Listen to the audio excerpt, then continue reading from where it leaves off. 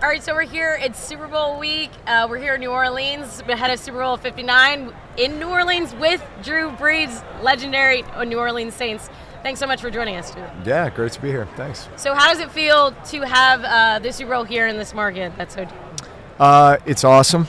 This is what New Orleans does, right? There's a reason they've had 11 of these games here. It's because New Orleans knows how to throw a party, show people a good time, right? I mean, we have Mardi Gras for 2 weeks a year. We have Jazz Fest for 2 weeks a year. So Super Bowl's like, let's do it, you know? Yeah. But seriously, like, just the city's so made for it. You got the French Quarter, the Central Business District, Warehouse District, Superdome right there, Mississippi right here.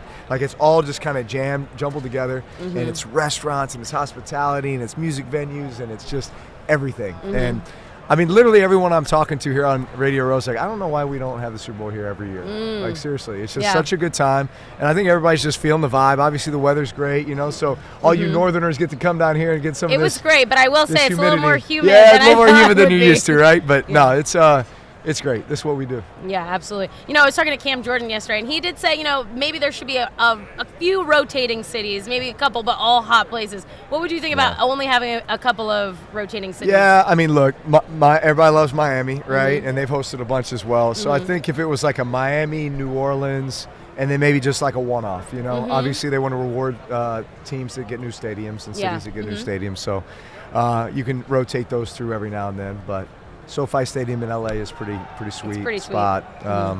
But yeah, I think it needs to come here at least every 3 years. Every 3 No years. doubt. Okay, Yeah. gotcha. So you're here with Sports Illustrated Tickets. Tell us Yes. about it. You're an investor in this. Yes, I am. Sports Illustrated Tickets is the fastest growing online ticketing marketplace. Access to every ticket you can imagine, big concerts, the biggest sporting events, obviously the Super Bowl. And what differentiates us is completely transparent fee process. The price you see is the price you get. We are the only online ticketing platform that can say that. So transparency to everyone who's coming on our platform, that's what we are. Did you feel like any hesitation joining a market that was a little bit saturated, or you felt like that was enough of a differentiator? No, because you have a chance to be a disruptor because you do something different and you do things the way that it should be done. I think there's nothing more frustrating than going online to buy a ticket and you see a price, and by the time you get to checkout, there's this fee, there's that fee, and all of a sudden it's twice as much as what you thought. Yeah. Like, that is frustrating. In fact, that makes you mad, right? So we set out to disrupt that and say that's not the way we're going to do things. The price you see is the price you get at the end. So totally transparent. I think that develops trust from the customer, and hopefully they come to us every time they want to go to a big concert, go to a big sporting event. They're coming to Sports Illustrated Tickets. Yeah, absolutely. So you're an investor in that. You're an investor in Major League Pickleball. We had talked about this. We played pickleball together. That's right. Before. So how has the trajectory been for Major League Pickleball over the last 2 years? It's been amazing. The big news about 18 months ago was the merger between the PPA, which was the Professional Pickleball Association, and the MLP, Major League Pickleball, which was the team concept. So by combining the two, everybody rowing in the same direction, kind of joint sponsorships, you start thinking about broadcasting and network deals, and just everyone you can now bring to the sport, again, bring a lot of continuity. MLP is so much fun. Like, the professional pickleball players love being in the team concept. It's almost like this Ryder Cup, and it's almost, it's men and women. You're playing right next to each other. Whether it's, you got your mixed doubles, you got your men's doubles, women's doubles, and then we've got this dream breaker concept that's like this one-on-one where you could have women and men on the court at the same time playing against each other. Like, it's the only and sometimes sport. they avoid the women. But it's the only because sport. they're so good. Anna Lee Waters. Nobody wants to play Anna Lee Waters. Yeah. Like she's phenomenal. So like, that's what's so great about this sport. It's the only sport you can do that.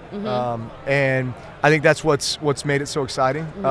And the fact that everyone can play it, So once you've had a chance to be out on the pickleball court, you're like, oh, okay, like, man, I kind of want to master that shot. Like, how do they hit that serve? How do they hit that top spin forehand? Whatever it might be.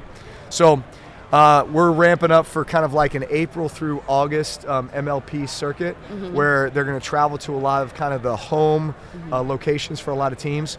My team is the Los Angeles Mad Drops Pickleball Club, so we actually get to host 2 events. We get to host one in San Clemente, so Orange County area, and then one down in San Diego as like the championship. So we are stoked about that. Do you think that, because that's a new thing, right? Because when they were separated, they used to be kind of every other thing. You didn't know exactly when the MLP season was going to be, which do you think that's going to help garner new fandom for professional pickleball? It absolutely does, because in the past it was you were kind of competing for weekends, you know, PPA and MLP. But now that we are, you know, really a joint venture or together, the PPA has their season, MLP is specifically scheduling their season around kind of home locations and not disrupting PPA. Plus, honestly, it's a change up for the professional players. Like they like knowing, hey, I've got this season where I'm competing in singles, you know, and then I've got my doubles partner. But then the minute we get to the MLP season, it's like you shift gears and it's like, okay, this is my squad. This is my team. And we're kind of making these stops. And, you know, each stop kind of has a little bit of like a home field advantage feel to it, you know? And I think that's what we want in MLP is we want to start to develop fan bases, right?